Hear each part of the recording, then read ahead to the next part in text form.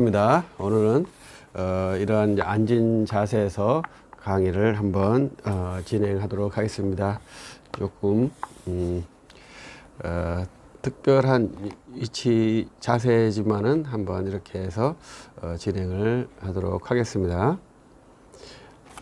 우리는 이제 기독교란 무엇인가? 이제 제가 정리한 이제 이러한 책자를 가지고 공부를 하고 있습니다. 이제 기독교는 무엇인가 저는 이제 계속 생각하고 있고, 처음 이 책을 기획했을 때와 좀 더 다른 내용으로 개선이 되고 있습니다. 그러나 우리들이 기독교라는 것은 이제 지금 현재 제가 여러분들 말하는 기독교는 추상적인 명사고 실제 명사는 아니다, 이렇게 말씀을 드렸습니다. 기독교는 없는 것이죠. 지금 기독교가 없어졌다고도 봐야 됩니다. 그러나 옛날 기독교가 있었고 지금 이제 탈기독교가 되었고, 탈기독교 사회에 이제 기독교가 없는 교회가 이제 존재하게 되는 것입니다.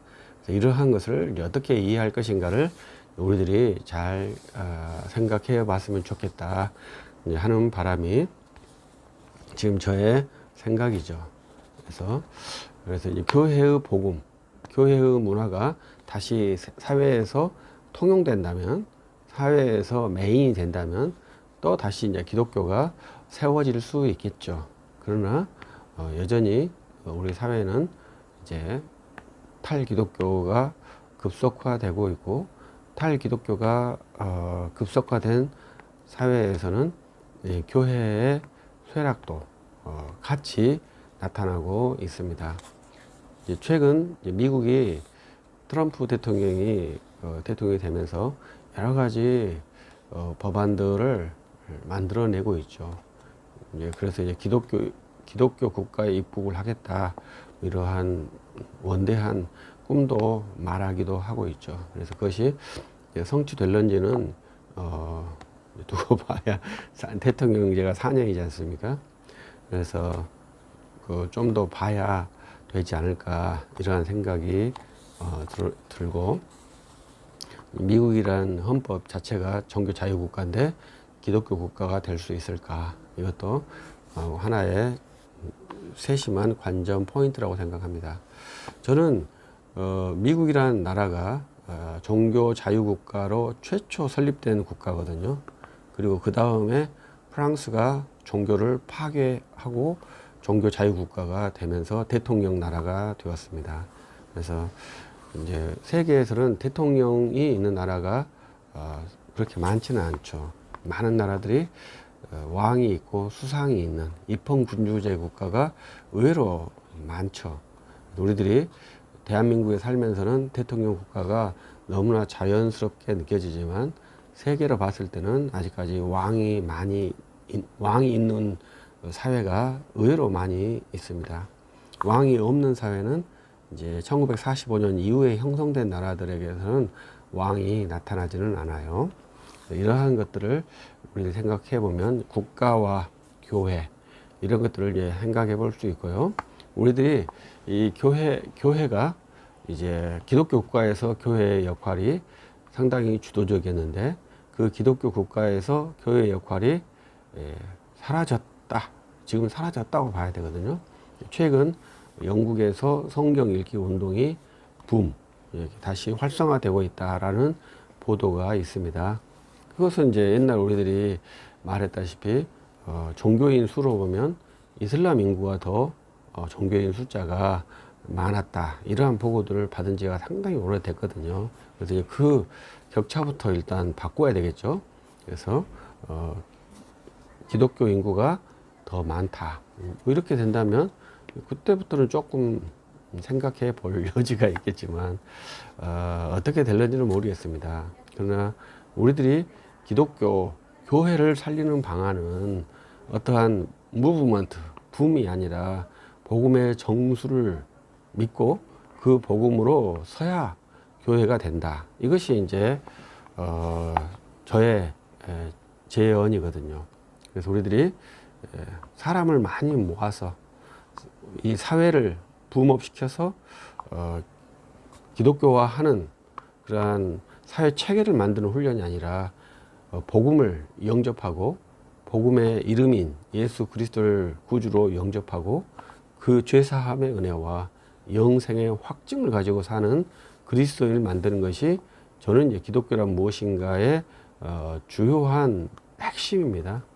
그래서 우리가 뭐 정의롭다, 우리가 뭐 선하다, 뭐 이러한 추상적인 명사가 아니라 구체적인 우리의 목표를 직시하고 그 목표를 관철시키고 그 목표를 추진하는 것이 지금 우리들이 하는 훈련의 목표입니다. 그것은 복음을 전도해서 예수 그리스도를 믿게 하는 그러한 구도로서의 교회, 그렇게 해서 우리 교회가 사회에서 인정받고 사회에서 합당하게 설 수 있는 구도에 대해서 끊임없이 시도하고 노력하는 그러한 과정에 우리가 있습니다.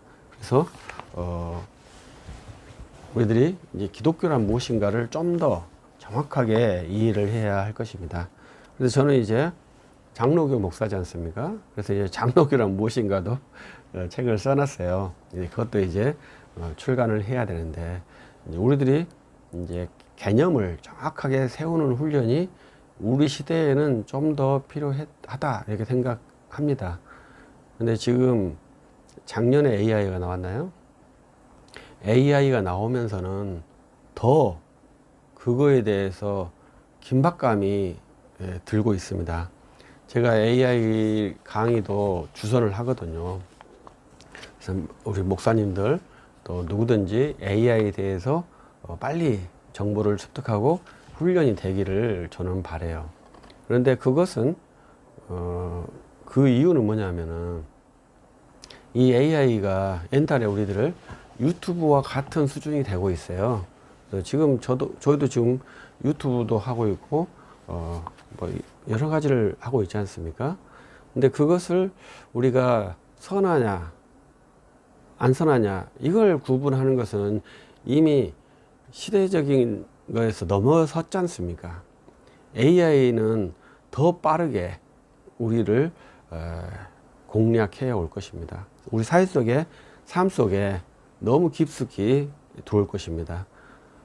이미 기독신문에서도 이번에는 AI와 연애한다, 이러한 이제 그 실체가 없는데도 AI와 연애한다, 뭐 이러한 사설이 나올 정도로 AI가 지금 우리 사회에 깊숙이 들어와 있습니다. 그렇다면 우리들이 이 상황에서 이길 수 있는 힘이 뭐냐, 나를 지킬 수 있는 힘이 뭐냐, 그것은 정확한 자기 의식, 자기 정체성을 갖고 있지 않으면 이 세파에서 견딜 수 있는 사람이 없을 것 같아요.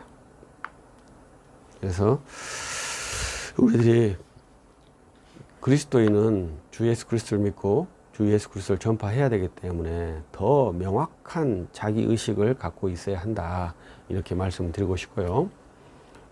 그래야만이 우리들이 복음의 전사로서 설 수 있을 것이다, 이렇게 말씀을 드리고 싶습니다. 그래서 이제 기독교란 무엇인가라는 책이 여러분들이 보기에는 아무것도 아닌 것 같습니다만은 저는 이제 굉장히 중요하게 생각해요.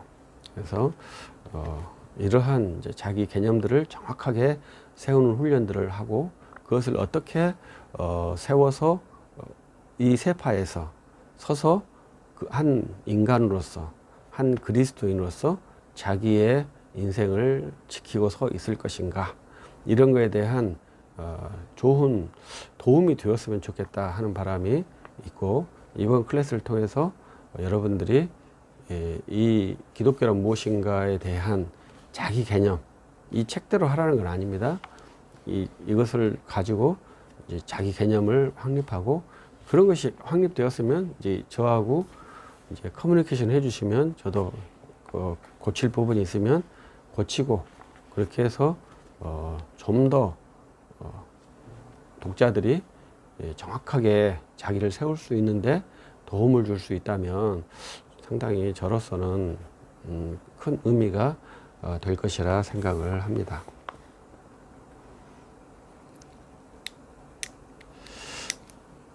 오늘은 기독교의 신의 명칭에 대해서 이제 이것은 이제 짧은 에피소드예요. 우리들이 이제 어떻게 기독교 언어 활동을 할 것인지에 대한 짧은 에피소드라 짧게 끝날 수도 있습니다. 그래서 또 다시 하나의 말씀을 드리도록 하겠습니다. 제가 좋아하는 목사님이 어제 강의에서 기독교는 종교가 아니다 또 이렇게 말씀을 하시더라고요. 그래서 그렇게 기독교는 종교인데 기독교는 크리스천 릴리전이지 않습니까? 릴리전이 종교니까 기독교는 종교가 아니라 예수 그리스도다 이렇게 말씀하셨어요. 근데 우리가 종교라고 말하는 것은 예수 그리스도를 어떻게 대하느냐가 종교성을 말하는 것이거든요. 예수 그리스도를 선생님으로 대하면 종교성이 없는 겁니다. 예수 그리스도를 하나님으로 믿으면 종교성이 있는 겁니다. 그래서 이제 우리가 기독교를 제가 종교라고 계속 강조를 하는 것입니다. 왜냐하면 예수 그리스도는 하나님, 신이시기 때문에 그렇습니다. 예수 그리스도를 훌륭한 선생님 이렇게 말하는 분들은 기독교가 종교가 아니죠.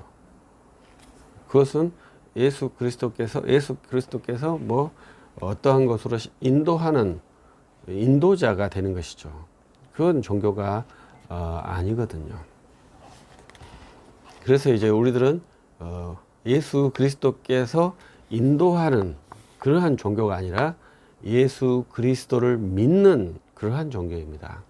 그것을 계속 제가 여러분들과 함께 훈련을 하고 있는 것입니다. 예수 그리스도는 알파와 오메가지 예수 그리스도는 알파만 있는 게 아닙니다. 예수 그리스도는 과정이 있는 게 아닙니다. 예수 그리스도는 오메가까지 있습니다. 그래서 우리들의 목적지가 예수 그리스도라는 것을 성경이 말씀해 주고 있고 기독교는 그렇게 해서 태어났습니다. 그래서 313년에 종교 자유를 획득하고 380년에 기독교가 국교가 되면서 기독교라는 것이 교회가 국교가 되면서 기독교라는 것이 형성되었다. 이렇게 이제 기본적으로 말씀을 드리고 있죠. 처음에 기독교라는 말은 없었죠. 처음에 우리 사도행전의 교회는 기독교가 아니고 박해받는 종교였죠.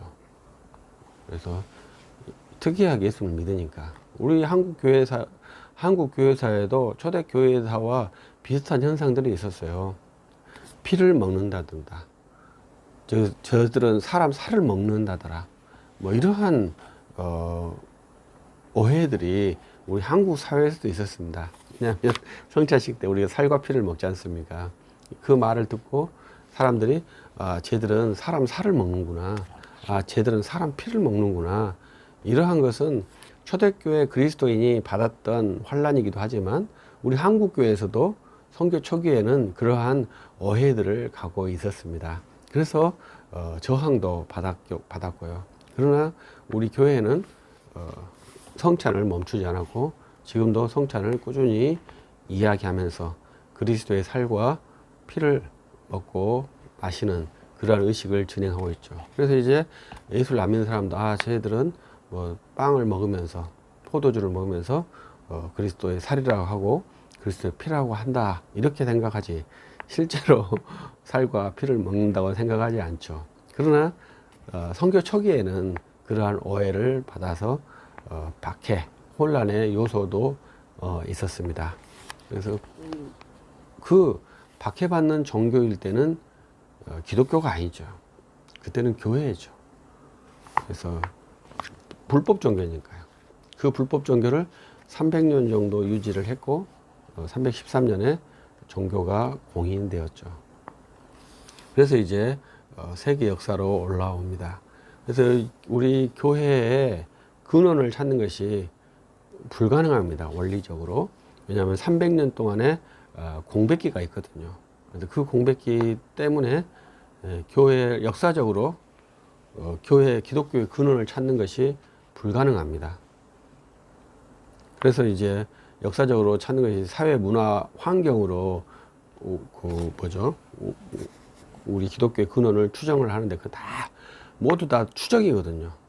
추정이 진리가 되면 안 됩니다. 추정은 추정이고 진리는 진리입니다. 사실은 사실이고요. 그러니까 그런데 이제 많은 사람들이 주장하면 그것이 다수설인데 다수설은 다수설입니다. 그것은 정답이 아닙니다. 다수가 말하고 있기 때문에 정답이라고 생각하는 것은 상당히 문제가 있죠. 그러니까 우리들이 내가 어떻게 믿고 어떻게 생각할 것인가 이러한 것들을 깊게 생각을 해야 합니다. 1804년에 칸트가 죽었습니다. 그래서 칸트가 아주 그 혁명적인 사유가지 않습니까? 그래서 칸트 이전과 칸트 이후가 어마어마하게 다릅니다.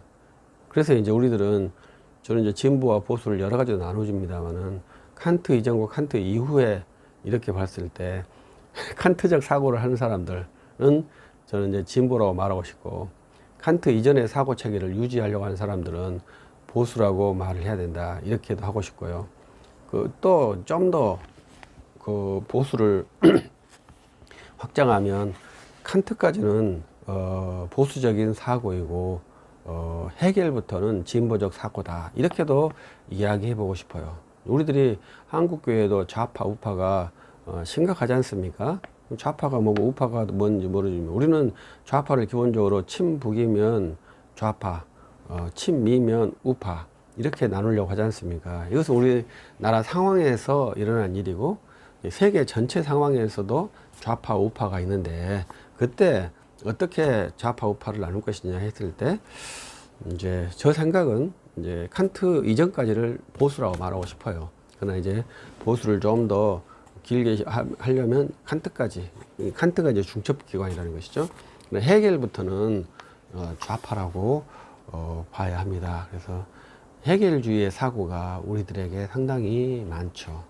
그래서 해겔주의의 가장 큰 매력은 미래가 낙관적이에요.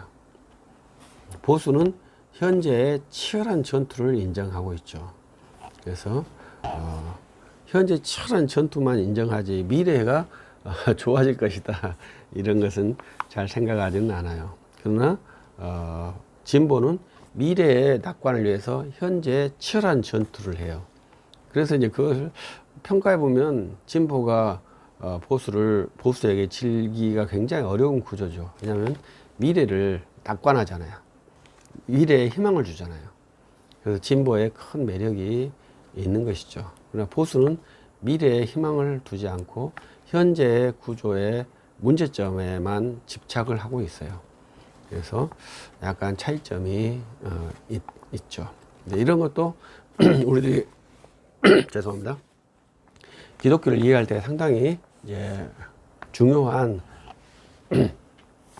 개념 중에 하나입니다.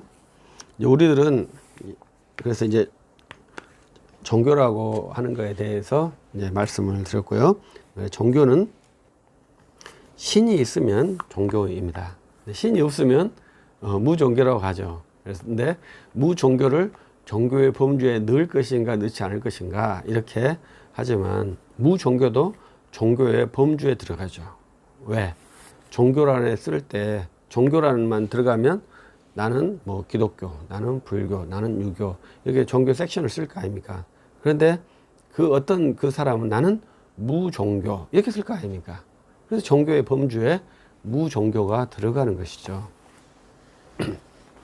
그래서 그러한 것도 상당히 재밌지 않습니까?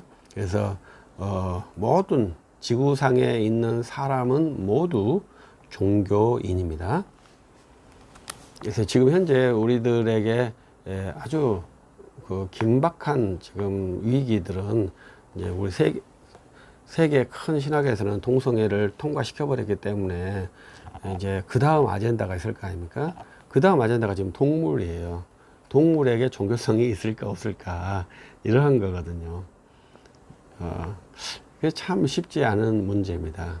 저는 이제 종교성이 없다고 말하지만 이제 동물을 사랑하는 사람들이 많기 때문에 이제 동물에게 종교성이 있을까 그것이 가능하다고 하는 글들이 지금 나오고 있죠. 그러면 이제 여러 가지 설들이 나오면 그거에 동조하거나 반대하면서 또 붐업이 돼가지고 그러면 다수설에 의해서 이제 동물에 대한 뭐 영혼의 활동의 가능성 뭐 이런 것도 나올 수도 있겠죠.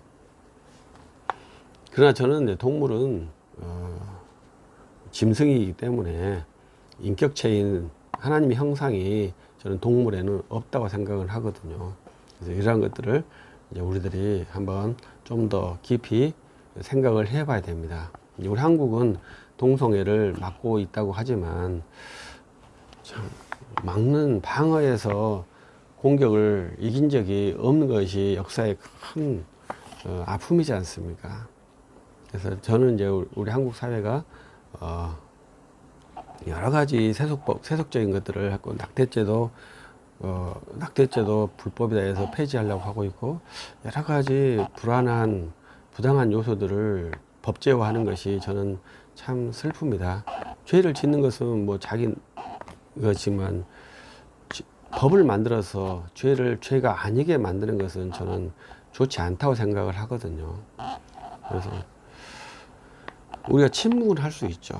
우리 대한민국도 사형제도를 만들어서 사형을 안 시키는 거 있어서 사형제도는 있지만 사형이 집행되지 않는 그러한 사형이 없는 나라가 대한민국인데 그 사형제도까지 아예 폐기를 시키려고 하는 것이죠. 그래서 법이 있으면 저는 좋다고 생각하고요. 그러나 그 법을 없애서 잘못이 합법화되는 그러한 것은 저는 매우 좋지 않다고 생각을 해요. 그러한 것들을 우리들이 좀 더 긴밀하게 생각해야 되고 우리는 국가법으로 사는 사람이 아니고 하나님의 법으로 사는 사람이기 때문에 국가의 법이 어떻게 제정되든지 우리는 하나님의 말씀을 기준으로 살기 때문에 우리들이 큰 변동은 없습니다만은 그걸 봐야 하는 것도 상당히 괴로운 일입니다. 그래서 저는 에레미야 선지자를 눈물의 선지자라고 하는데 뭐 고난 받았기 때문에 그런 게 아니라 성전이 무너진 것을 봐야 되거든요. 그래서 저는 에레미야 선지자가 눈물의 선지자라 생각하고 12사도 중에서도 사도 요한이 성전이 무너지는 걸 봤는지는 모르겠습니다만은 그 동시대에 살았던 분은 사도 요한밖에 없어요. 많은 사도분들은 성전이 무너지기 전에 거의 순교하셨거든요. 그러나 사도 요한만 성전이 무너진 후에 생존하신 유일한 사도셔요. 그러니까 성전이 무너진 것을 역사적으로 보는 것은 아주 큰 충격입니다. 결코 가벼운 게 아닙니다. 우리들도 그러한 것이 역사적으로 무너지는 걸 보는 것은 저는 그렇게 가벼운 일이 아니라고 봐요. 굉장히 충격이 크고 그 압박이, 시대적 압박이 큽니다. 그 압박을 이겨내면서 사도 요한이 사역을 했고 우리들도 그런 압박 속에서 복음을 전도해야 합니다. 그래서 우리들이 사나 죽으나 주의 것이다 이렇게 말할 수밖에 없는 것이죠. 그냥 압박이 너무 크니까요. 그 압박 속에서도 우리들이 믿음을 가지고 굳건히 승리하면서 나간다면 그리스도인이라고 생각을 합니다. 그래서 우리들은 종교인이라고 제가 말씀을 드리고 싶어요. 왜냐하면 예수님을 하나님으로 믿으니까. 예수님을 선생님으로 믿으면 무종교인이죠. 그런 종교를 도덕 종교라고 그래요. 도덕 종교를 만든 사람은 이제 칸트에 근거한 칸트의 철학을 기독교화하려고 했던 리츠르라고 하는 신학자가 있습니다. 리츠르라는 신학자가 이 땅을 하나님의 나라로 만들겠다. 그래서 도덕 종교로 이 땅을 만들겠다. 그래서 모범의 대상으로서 예수 그리스도를 만들었죠. 그것이 자유주의의 한 큰 라인이에요. 자유주의가 여러 개 라인이 있거든요.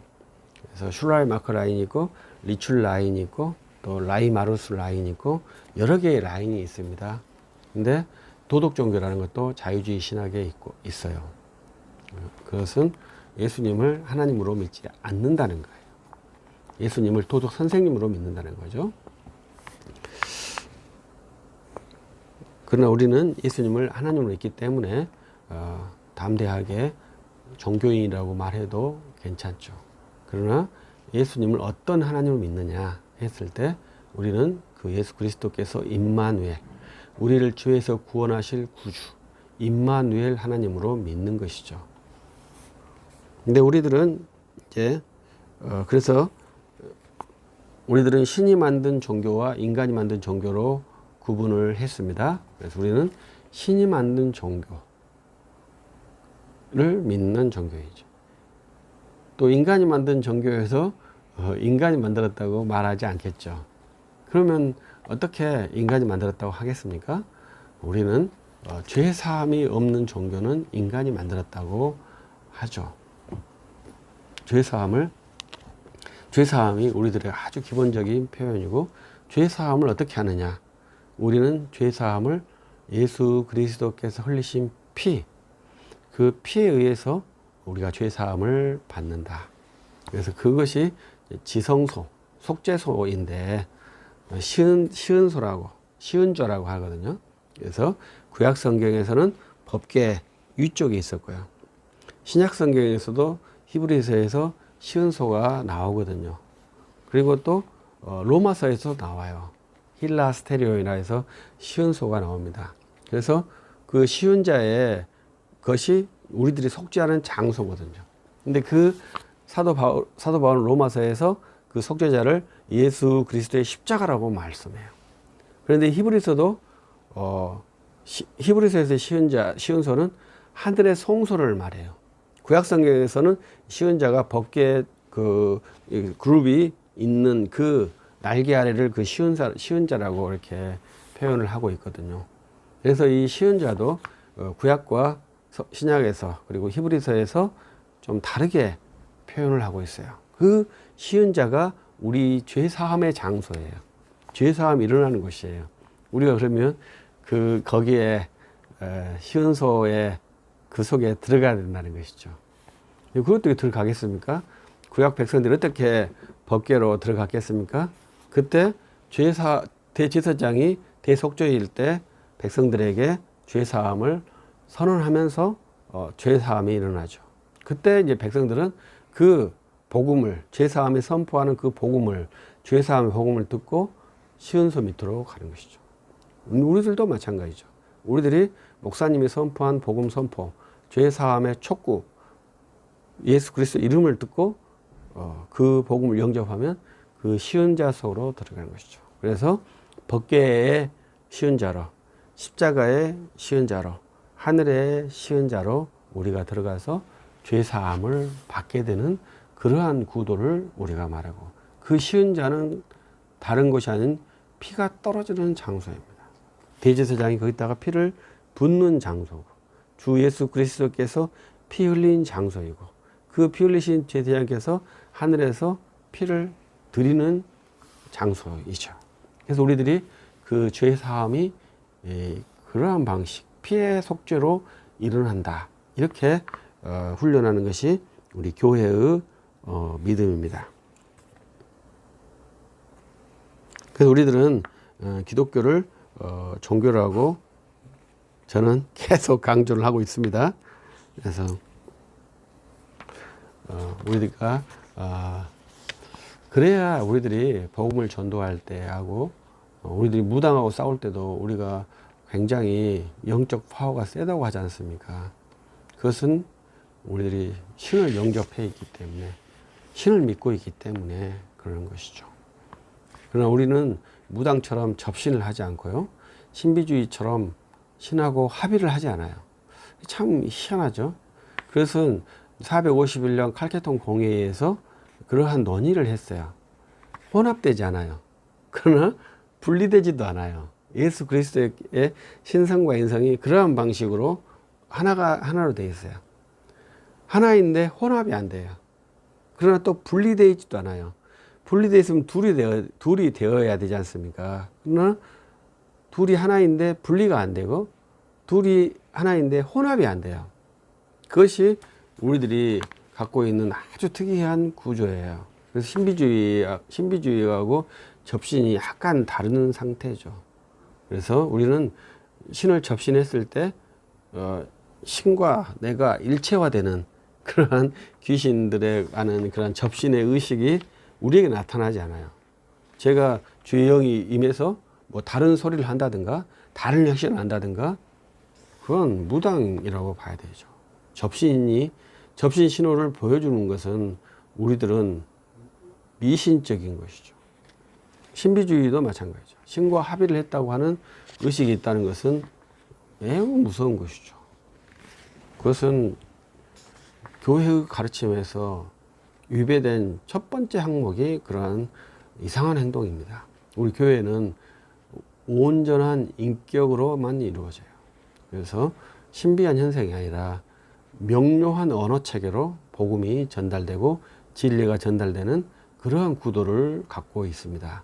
그래서 그 언어를 우리는 이해하겠다 하는 것이 개혁파의 훈련이에요. 그러나 천주교는 신비주의가 아닙니다만은 복음이 없는 그러한 예전의 종교지 않습니까? 거기는 이제 계속 미사로만 종교를 유지해 왔죠. 그래서 예전으로 1000년, 2000년, 1000년의 역사를 유지한 아주 어마어마한 단체죠. 예전의 힘이 결코 가볍지 않죠. 왜냐하면 그것만으로 해도 1000년을 유지하고 있으니까. 가장 오래된 기관이 로마 카톨릭 교회입니다. 우리 세계에서 가장 오래된 기관이. 그러니까 얼마나 어마어마한 단체입니까? 근데 그 단체를 유지할 수 있는 힘이 예전에 있다는 것이죠. 명료한 언어 체계에 있는 것이 아니라 예전 체계에 근거를 하고 있는데 우리는 그렇지 않죠. 우리는 예배의 엄숙함도 매우 중요하죠. 그러나 우리는 선포된 복음의 명료한 말씀을 듣고 주님을 영접하고 주님을 믿는 그러한 구조로 우리의 체계를 확립하고 있습니다. 그래서 우리들은 이 말이 상당히 중요하다고 저는 말씀을 드리고 싶어요. 그래서 우리들에게는 이 언어 행동이 상당히 중요합니다. 그런데 제가 여기에서 말하려고 하는 것은 하나님과 하느님이에요. 그래서 제가 이것도 이제 왜 지금은 이제 우리 국어사전에 하나님이 들어와 있습니다. 그런데 제가 이제 우리가 옛날 신앙생활 할 때는 하나님이라는 어휘가 국어사전에 없었어요. 들어온 지가 얼마 안 돼요. 그래서 이제 그때 이제 기독교 어휘들이 상당히 많이 우리 국어사전에 편제가 됐을 겁니다. 그래서 이제 이런 것도 있어요. 축복이 있는데 축복이라는 것은 복을 빈다 이러한 거지 않습니까? 우리 국어사전의 의미가 축복한다가 복을 빌어준다예요. 근데 우리들이 하나님께서 축복한다 이런 말 쓰지 않습니까? 이 언어 빈도가 워낙 높으니까 국립국어원에서 그것을 일상 언어로 받았어요. 그리고 국어사전에다가 축복에 개신교는 축복을 하나님께서 백성들에게 복을 주신다라 이렇게 한다라고 국어사전에 사전적 의미가 들어가 있어요. 그만큼 우리 개신교의 사람들의 어휘 언어 형태가 이제 우리 국가 언어 체계에 들어가 있다 이렇게 말씀드리는 것이고 저는 그걸 상당히 안 좋게 생각해요. 그래서 저는 하나님께 축복하신다 이 말을 안 쓰거든요. 하나님께 복을 주신다고 말하지. 왜냐면 하나님은 복을 비시는 분이 아니거든요.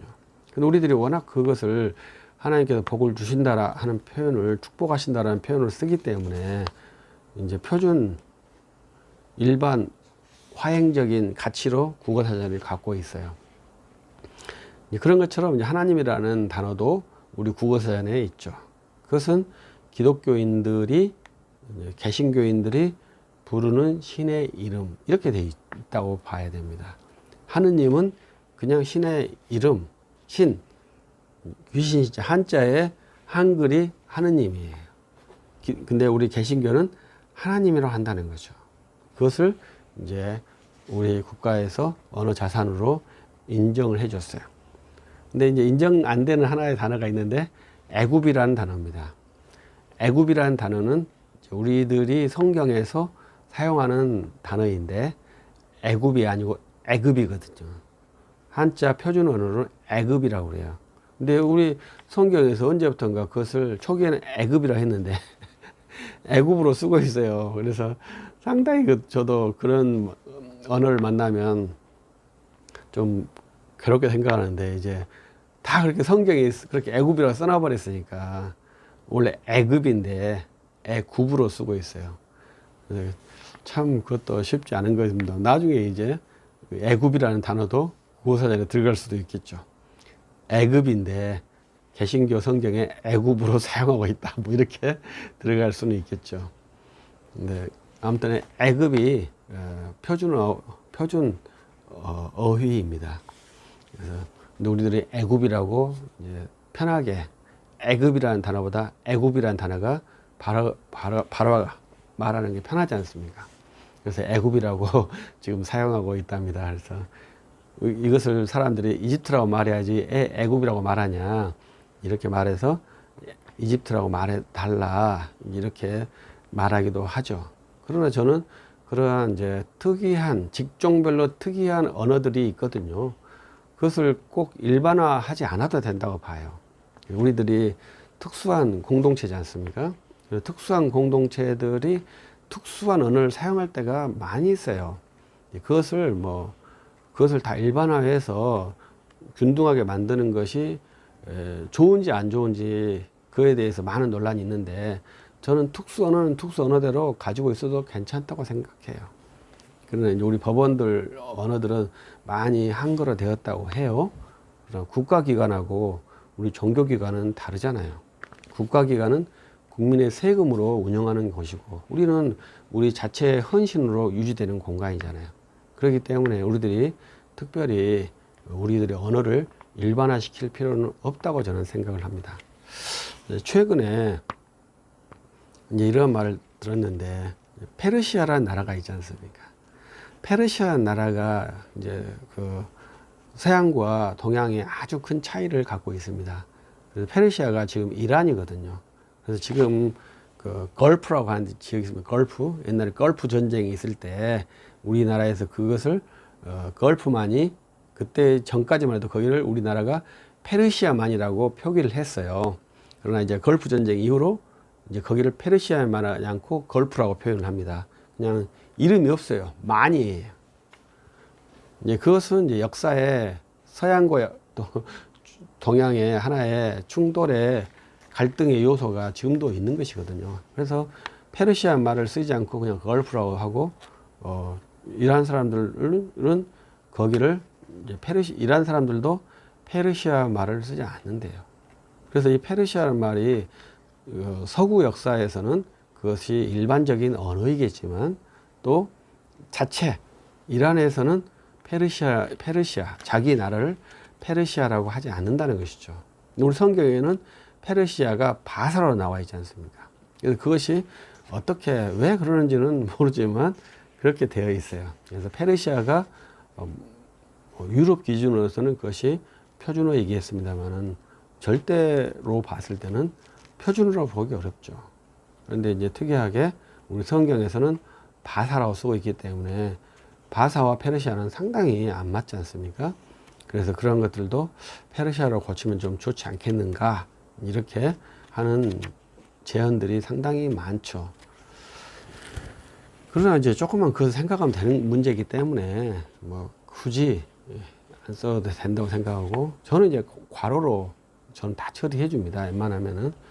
그래서 이제 그렇게 병기하면서 하는 것이 서로의 도움이 된다고 저는 생각해요. 왜냐하면 우리들의 교회의 특수성을 저는 상당히 중요하게 생각하거든요. 우리 교회가 일반적인 사회기관과 같아야 한다면 언어를 일치시켜야 되지만, 우리는 일반적인 사회의 기관과 같아지면 안 되는 집단이거든요.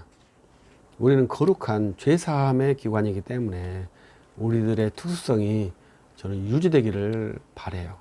그래서 우리들이 그 두 가지의 언어의 영역을 잘 지켜야만이 우리들의 고유의 관점, 예수 그리스도를 믿고 죄사함을 추진하는 거룩한 기관으로서의 교회, 그리고 내가 대한민국 국민으로서의 개체로서의 일반성, 이 두 가지의 미션을 수행하는 것이지, 이 두 개의 기관이 혼합되는 것은 저는 유사하는 것도 저는 싫어요. 완전히 두 개의 기관은 다르지만 두 개의 기관이 섞이지 않는 그러한 긴장 관계를 유지하는 것이 좋겠다 하는 생각을 가지고 있습니다.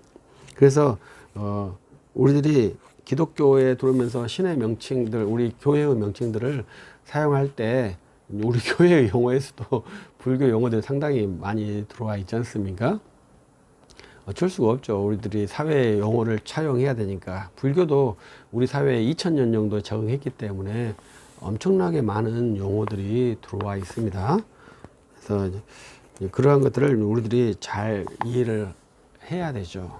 그래서 디콘이라는 말도 우리는 이제 집사라는 우리들의 언어를 그대로 거기다 넣어서 사용을 하니까 집사를 마치 뭐 일꾼처럼 생각하는데 디콘을 일꾼처럼 생각하는데 그렇지 않죠. 집사는 중요한 직분이죠. 천주교는 집사를 부제라고 그래요. 그래서 우리들이 이제 그러한 구조를, 그래서 우리들의 어느 개념에는 집사는 집안일을 도맡아 하는 사람, 이렇게 좀, 그러한 이제 이미지들이 있기 때문에 신학화는 그러한 것들을 잘 정리해서 이제 우리 교회의 이미지, 언어 이미지로 만들어야 되고, 우리 사회에 갖고 있는 언어 이미지, 이 두 개를 같이 유지하는 훈련이 잘 되어야 한다. 이러한 말씀입니다. 오늘은 이제 우리가 하나님에 대해서 이제 계속 이야기를 하고 있는데요. 저는 이제 하나님이라 하니까 이 하나님이 어떻게 하나님일까 이렇게 많이 생각을 해봤어요. 근데 이제 우리 처음에 들어왔던 선교사님들은 상제라는 말도 썼습니다. 그래서 가시라고 하는 단어를 어떻게 이제 번역할 것이냐 이런 문제지 않습니까? 하느님이라고도 하기도 했고요. 또 그리고 어느덧 가다 보니까 초기에 이제 하나님이라는 말도 쓰시기도 했더라고요. 근데 이 하나라고 하는 단어가 하나인가 이렇게 하는데 천주교에서 천주교에서 연구단체가 있는데 그 연구단체 이름은 한님 신학연구소가 있습니다. 천주교 사제가 운영하는 걸로 이해를 하는데 한님이 한이잖아요. 한. 이 한이라는 단어가 쉽지 않아요. 그래서 우리나라를 한민족, 이 한이라는 것이 하나라는 뜻이도 되지 않습니까? 근데 이 한이라고 한 뜻은 하나라는 뜻 이전에 크다는 뜻이 있어요. 그래서 우리들이 이제 그런 것도 이제 기본적으로 이해를 해줘야 돼요. 우리는 하나님 하니까 유일신적인 하나님 이렇게 이해하시기도 하지 않습니까? 그래서 우리들은 하나님 한 분만 믿는 하나님이야. 그래서 하나님이야. 이렇게 생각을 하시지 않습니까? 그런데 이 처음에 만들었던 이 어휘를 만들었던 번역했던 분이 그렇게 만들었는가는 좀 다르지 않습니까? 그 흔적은 없어요. 그러나 우리가 100년 전, 200년 전에 이 한이라고 하는 이 하에 아래에 붙어 있는 하거든요. 이 하나님이라고 이 한이 하나다는 뜻보다 크다는 뜻이 있다는 거죠. 그래서 우리들이 이제 기본적인 그러한 의미들을 한번 생각해 보시면 좋겠고, 그래서 이제 번역자들이 하나님이라는 신조어를 만든 거죠.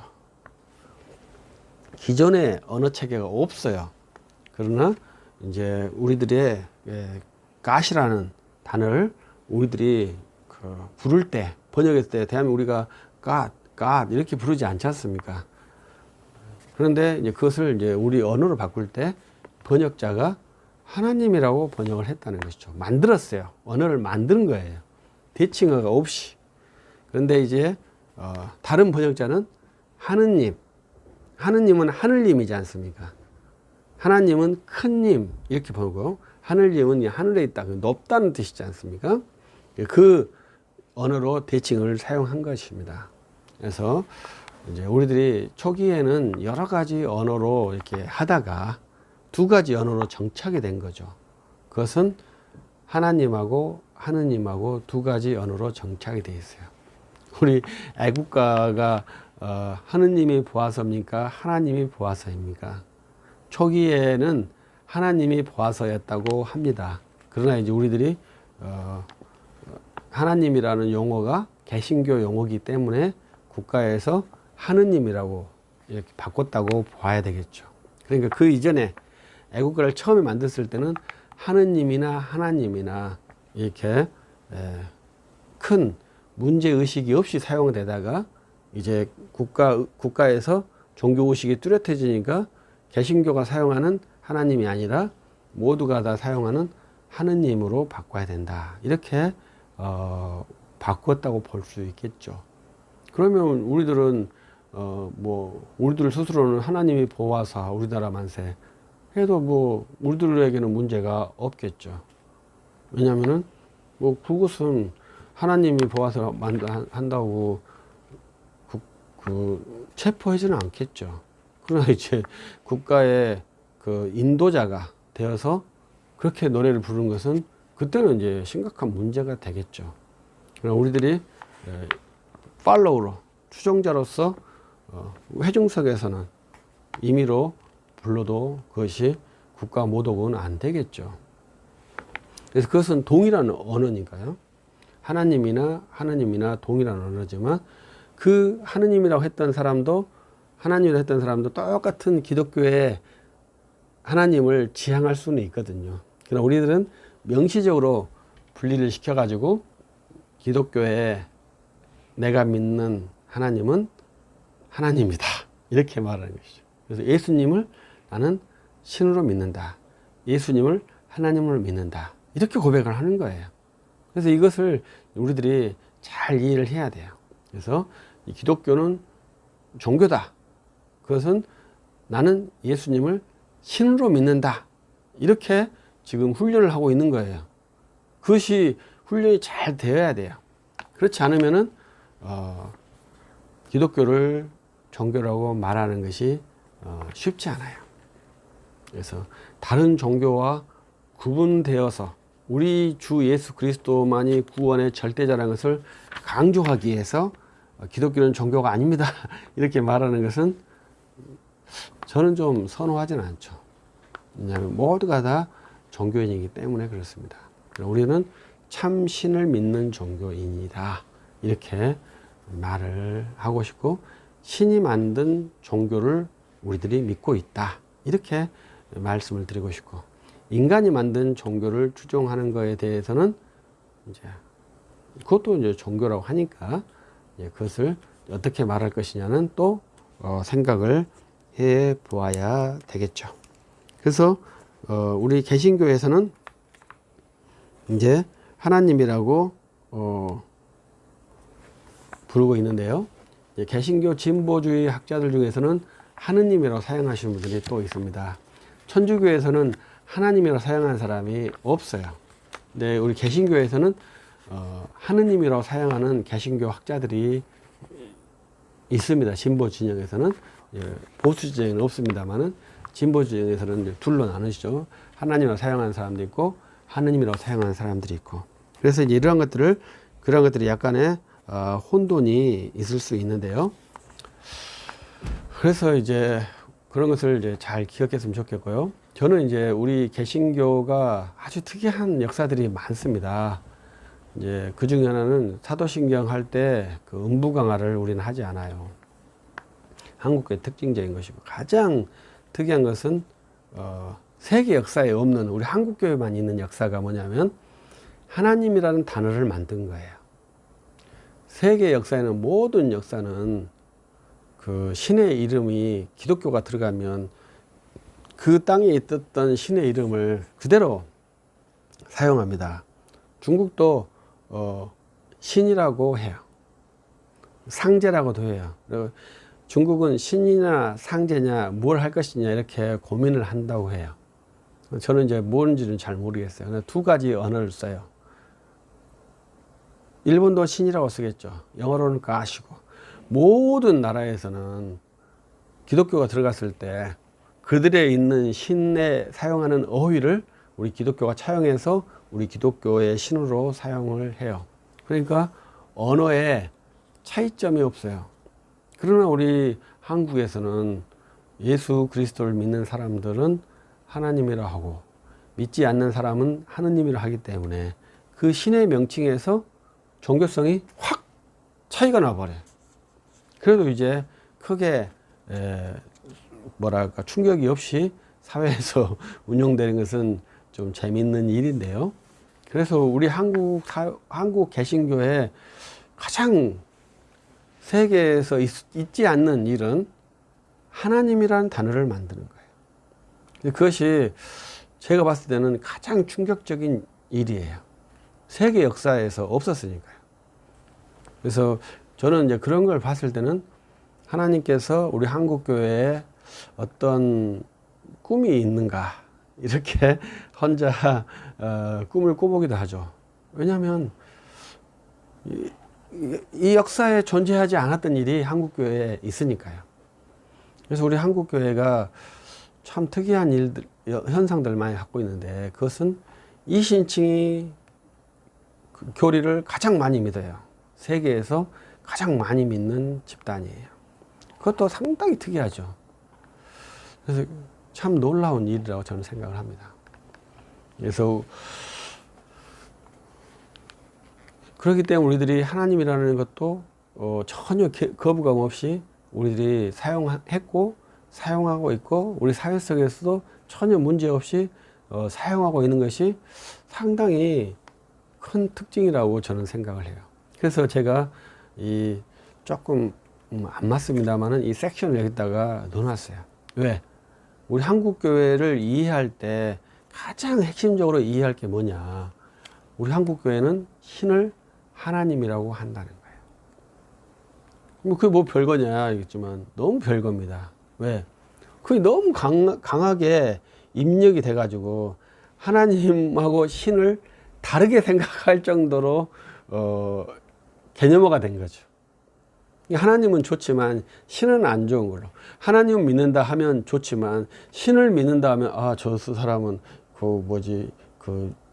그리스도인이 아닌가 이렇게 생각하니까 하나님 믿는다는 말과 신을 믿는다는 말은 전혀 음가의 차이가 없는 동의어거든요. 번역된 말이기 때문에. 그런데 우리는 하나님을 믿어요. 그럼 아멘하고 내가 신을 믿어요 하면은 왜 우리 목사님은 신을 믿지? 이렇게 할 수 있는 개연성이 있다고 저는 생각을 해요. 그만큼 하나님이라는 단어가 우리한테 들어왔고 그 언어가 우리 사회에서 생소하기 때문에 이것을 하나님이라는 것은 일반 명사인데 특수명사로 생각을 해버린 거죠. 그것이 이제 하나님이라는 그 너무나 충격적인 언어의 저는 맹점이라고 말씀드려요. 그래서 하나님을 신의 이름으로 생각하는 사람들이 의외로 많아요. 그래서 하나님 이렇게 불러요. 그건 신 이렇게 부르는 것 같거든요. 근데 이름을 불러야 되는데 일반 명사를 부르는 거죠. 우리 이름은 특수명사를 하잖아요. 특수명사를 불러야 되거든요. 근데 일반 명사를 부르면서 응답해 주시기를 바라는 것은 상당히 그건 좀 잘못됐다고 생각을 해요. 그래서 이러한 것들이 생각하고 또 우리들이 이제 뭐 주님도 아주 특수한 명사거든요. 그래서 우리 한국에서는 이 주라고 하는 단어를 상당히 좀 잘못 이해하고 있는데 이 주라는 단어도 하나님이라는 단어하고 같아요. 그래서 이제 근데 이제 우리도 주라는 명사를 주인, 좀 높게 말하면 왕 이렇게 이해하는데 주라는 단어도 하나님이라는 단어예요. 그래서 그것도 다 일반 명사라고 봐야 됩니다. 근데 이제 주라는 것은 일반 명사이면서도 특수 명사거든요. 그러니까 쉽지 않는 단어입니다. 다음에 또 기회가 된다면 그에 대해 이야기를 해 보면 좋겠고요. 우리 그 선교 역사에서 재밌는 에피소드들이 많다고 생각하는데요. 그 중에 이제 우리 신에 대해서 공부를 하고 있으니까, 우리 성경을 다 번역해야 되잖아요. 하나님이, 태초에 하나님 천지 창조의 그 하나님이라는 단어입니다. 하나님 영어로는 God, 중국말은 신 이렇게 하잖아요. 그럼 아랍어로 번역할 때는 그 하나님이라는 단어를 어떻게 번역했겠습니까? 알라로 번역했다는 거죠. 그래서 옛날 우리 선교사님 하나의 보고가, 이 양의 피, 이걸 번역할 수 없는 문화권이 있었다는 거죠. 어떻게 해야 되느냐. 그래서 그 문화에서는 돼지 피로 번역하면 좋은데, 이건 정말 어렵다. 그래서 이게 문화화와 우리 교회의 특수화, 이게 선교에서는 상당히 중요한 훈련이거든요. 그래서 선교 문화학이라고 하는 그 과가 있을 정도로 우리들이 그 문화 선교가 쉽지는 않아요. 저는 이제 특수성을 강조하는 그런 사람이기 때문에, 그러나 이제 그들에게 들어가기 위해서는 또 문화화가 돼야 되거든요. 이것이 우리가 가지고 있는 큰 딜레마라요. 근데 우리들이 그 아랍권에 들어가서 선교를 할 때 이제 신이라는 단어를 알라로 번역한다는 것이 재미있는 일입니다. 그래서 알라는 특수명사가 아니고 신의 일반명사이기 때문에 아랍권에서 신을 다른 말로 번역하기가 어렵다는 것이죠. 그래서 이제 우리나라는 하느님이라고 하는 일반명사가 있었는데 불구하고 하나님이라고 하는 일반명사를 또 하나 만들어서 우리 특수사회에서, 우리 교회만 하는 제한된 사회에서 사용하는 그런 일반명사가 되었다. 그런데 우리 특수사회에서만 사용하니까 그 일반명사가 특수명사처럼 이해되는데, 그렇지 않고 이것은 일반명사다. 이것이 지금 제가 여러분들에게 계속 말씀을 드리는 거죠. 왜냐하면 우리는 제한적인 단체지 않습니까? 이 제한적인 단체에서 사용되는 용어들의 그것을 잘 이해를 해 주어야 합니다. 그래서 이 하나님이라고 하는 단어가 우리들이 특수명사로 이해하면은 예수 그리스도를 믿는데 제가 생각할 때는 저해가 와요. 그래서 우리들은 신을 믿지 않고 하나님을 믿어요. 이렇게 말하는 것이 얼마나 우스꽝스러운 표현이냐 이거죠. 우리는 하나님을 믿는데 그 하나님은 예수 그리스도예요. 이 기독교를 말하는 것이거든요. 우리 한국 기독교회는 우리는 신을 믿지 않고요, 하나님을 믿어요. 이렇게 말하는 사람들이 있다는 거예요. 그러한 표현은 너무 당황스러운 표현이다. 이걸 지금 우회적으로 지금 제가 말씀을 하고 있는 거예요. 우리는 신을 믿지 않고요, 우리는 하나님을 믿어요. 우리의 참 하나님을 믿어요. 이렇게 말하는 것은 논리가 성립이 안 되죠. 말은 되지만 논리가 안 되는 말을 외람되지만 쓰레기라고 합니다. 그런 말을 쓰시면 안 돼요. 우리는 신이라는 표현을 안 쓰고요, 하나님이라는 표현을 써서 우리는 하나님을 믿어요. 이렇게 말을 해야 되겠죠. 그래서 우리가 믿는 하나님은 예수 그리스도예요. 이렇게 말하면 우리들이 종교인이 되는 것이죠. 그래서 그러한 표현에 대한, 제가 그런 분들, 그런 표현이 있는 것 같아요. 제가 들은 것 같아요. 신을 믿지 않고요, 우리는 하나님을 믿습니다. 이렇게 말하는 표현이 있는 것 같아요. 제가 이렇게 기억을 하는 거 보면 어떤 목사님이 말씀했을지도 있겠죠. 그런데 그렇게 표현하는 것은 너무 부당합니다. 거기에 아멘을 하시면 안 됩니다. 그건 언어적 표현으로는 파괴고 신학적 표현으로도 맞지 않습니다. 그런 표현이 안 된다는 겁니다. 그러니까 아랍 지역에서는 우리는 알라를 믿어요. 이렇게 말했을 때 이거 물어보죠. 그럼 네 알라가 누구야? 이렇게 대답하는 것이 우리들의 대화라고요. 그러면 이 알라는 코란에서 말하는 알라야? 아니, 나는 성경에서 말하는 알라를 믿어. 이렇게 말하는 거죠. 그럼 네 알라 이름이 뭐야? 그러면 내 알라 이름은 예수 그리스도야. 이렇게 말한다는 거죠. 그래야 우리들이 이제 합당한 언어 구사가 된다. 이렇게 말씀을 하면서 우리에게 주어진 이 하나님이라고 하는 이 언어 자산, 놀라운 언어 자산이거든요. 이것을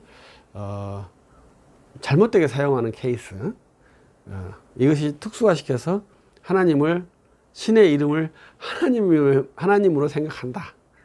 또 혹은 나는 신을 믿지 않고 하나님을 믿는다고 말한다. 이러한 잘못된 그 언어 형태가 발생하는 사례들이 있는 것 같아요. 근데 이 하나님이라 하는 것은 일반 명사, 신과 동일한 일반 명사이다. 그래서 나는 신을 믿어요. 이렇게 말을 하는 것과 나는 하나님을 믿어요 하는 말은 동의어다, 똑같다. 이렇게 표현을 할 수 있습니다. 저는 그래도 제가 칼 바르트라고 하는 사람의 신학을 비평하는데요. 가끔 이제 그렇게 제 생각으로는 언어적 유의를 쓰는데, 칼 바르트한테는 신이라는 단어를 써요. 우리한테는 하나님이라는 단어를 써줘요. 그래서 이제 칼 바르트가 하나님의 말씀 이렇게 The Word of God 이렇게 해서 하나님의 말씀 하지 않습니까? 그럼 저는 신의 말씀 이렇게 쓴다 이거죠. 근데 우리 할 때는 이제 하나님의 말씀 이렇게 써서 약간의 똑같은 말이지만 언어의 형태에 의해서 차이를 한번 주어 보려고 하는 시도도 저는 가끔 하긴 해요. 그것은 이제 우리들이 갖고 있는 약간 이제 언어적인 차이를 이용하는 것이죠. 그래서 신과 하나님은 동의어기 때문에 교차 사용에서 아무런 문제가 없는 그러한 언어다. 이렇게 말씀을 드리고 싶습니다. 근데 또 하나 이제 에피소드적인 재미있는 것은 이슬람교도 이제 우리나라에 들어왔지 않습니까? 그럼 그분들도 이제 신 알라를 이제 우리말로 바꿔야 되지 않습니까? 근데 알라로 사용하지 않고 그분들은 특이하게 우리 일반 명사 하느님이라고 사용해야 되지 않습니까? 근데 특이하게 그분들도 하나님이라는 언어를 사용하셨더라고요. 그래서 이건 좀 잘못됐다 이렇게 생각이 저는 들었어요. 왜냐하면 우리 국가의 고유명사인 하느님이라는 단어가 있는데 왜 우리 교회가 사용하는 특수적인 어휘 체계를 사용했을까? 아직까지는 그것은 의문사항입니다. 그런데 이제 이슬람교에서 들어왔을 때 하나님이라는 단어를 사용을 합니다. 그래서 좀 저도 그 부분에는 좀 더 연구를 더 해봐야 되는데 이제 알라라는 말을 사용을 하지는 않은 것 같더라고요. 꾸란에 제가 이제 좀 더 그것은 구체적으로 더 확인을 해 보겠습니다. 그래서 우리들은 하나님이라는 단어를 사용하고 있다. 그런데 우리 교회 안에 하느님이라는 단어를 사용하고 있다. 이 언어 사용을 가지고 우리들이 신학적 성향을 좀 나타낼 수도 있어요. 그래서 보수적인 사람들은 하나님이라고 하고 진보적인 사람은 하느님이라고 해요. 우리들도 가지고 있는 이제 별도의 이야기입니다만은 성경도 있지 않습니까? 여러분들 성경이라고 하시나요? 또 성서라고 말씀하시는 분도 있죠. 그럼 성서가 맞겠습니까? 성경이 맞겠습니까? 우리들에게는 우리들의 성경의 책은 성경 전서라는 말입니다. 그래서 어떤 분은 성서라는 말은 성경 전서의 준말이라고 하시는 분도 계십니다. 그래서 우리들의 공식 명칭, 우리 성경책에 영어는 바이블, 홀리 스크립처 이렇게 되어 있지 않습니까? 우리들의 성경에 번역할 때는 성경 전서 이렇게 번역이 되어 있습니다. 그래서 성경이란 말도 맞고 성서라는 말도 틀리지 않죠. 그런데 그 말을 사용하는 사람들의 성향으로는 성경이라고 말을 사용하시는 분들은 보수적인 분들이 많고 성서라고 사용하시는 분들은 진보적인 것이 많다는 것이 우리 교회 현상에 나타나는 현상이에요. 그렇게 했기 때문에 보수적이고 그렇게 했기 때문에 진보적이다 이렇게 말할 수는 없어요. 그러나 성향적으로는 그래요.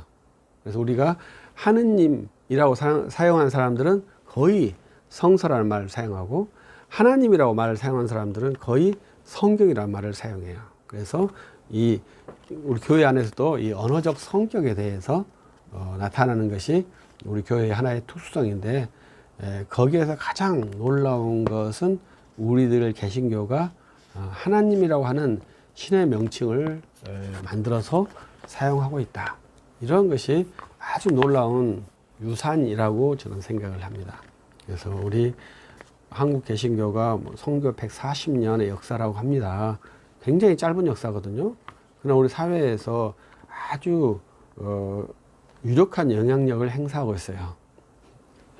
부정적인 영향력도 상당히 많습니다만은, 우리 개신교는 우리 근대 사회를 주도했기 때문에 현대 의료 체계나 교육 체계, 복지 체계까지 우리 개신교가 사회화하는데 아주 중요하게 이바지했다고 생각합니다.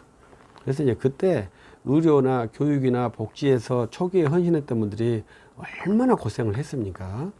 정말로 고생 많이 했습니다. 어떤 분이 우리들의 한 60대들은 후진국, 중진국, 선진국을 다 경험했대요. 그건 맞는 말씀이죠. 그만큼 우리 사회가 급진적으로 경제가 도약이 됐습니다. 그러니까 그 후진국 때 의료, 교육, 복지 이러한 부분에 개신교회에서 많이 후진국 때요 활동을 했어요. 근데 선진국이 되다 보니까 이제 의료나 교육, 복지가 상당히 안정화된 그러한 사회의 요소가 되어버렸지 않습니까? 그래서 그 시대의 변화의 간극을 잘 운영을 못해서 부패적이고 사회 기득권화된 모습이 되었던 것이죠. 초기에는 가장 음지였고 가장 사회에서 접근하지 않았던 지역이거든요. 거기에 우리 개신교의 선교사님들, 그리고 우리 개신교의 헌신자들이 그 부분에, 의료 부분에, 그리고 교육 부분에, 또 복지 부분에 헌신을 했죠. 그분들 사제 털어서 처음 그런 것들을 만들어 냈습니다. 그러나 지금은 그렇지 않은 것이죠. 제가 이것은 아주 한 10년 전 그 친구가 이제 장가도 갔을 건데, 우리가 기독교 병원을 가서 이렇게 우리들 탐방을 했는데, 그때 가이드가 설명하신 목사님이 우리가 처음에는 병원비도 안 받고 이렇게 병원을 했다, 이러한 식의 그 브리핑을 했어요. 그러니까 이 꼬맹이가 손을 들고 하는 말이, 그러면 왜 지금은 의료비를 받습니까? 이렇게 말을 하는 거예요. 정말로 충격적인 말이죠.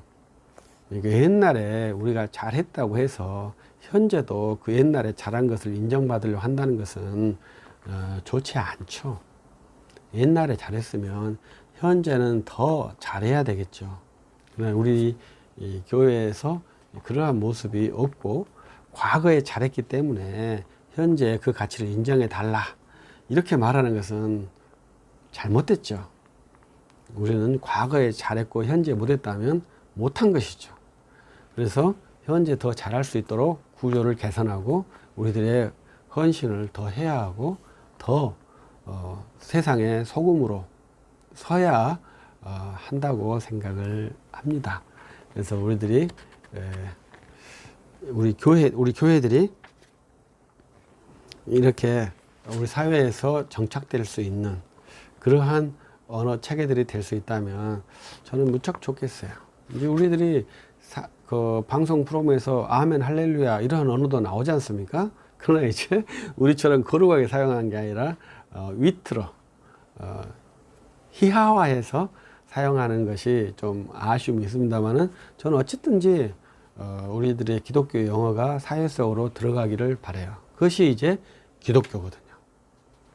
그것이 사회에서 이제 부정적으로 발휘되면 우리 기독교는, 우리 교회는 사회에서 부정적으로 인지가 되는 것이고, 우리들의 언어가 고급 사회에서 사용되면 그 우리들의 기독교화가 약간 사회의 선도자적인 그러한 것이 되겠죠. 그래서 우리 교회가 우리 어차피 사회 속에 있어야 되고, 교회 안에 사회가 들어오기도 하고 우리가 사회 속으로 들어가기도 하는 그러한 구도를 갖게 됩니다.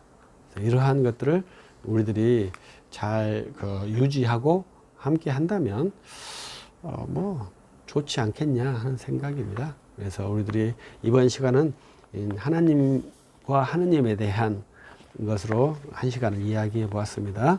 여기까지 하겠습니다. 감사합니다.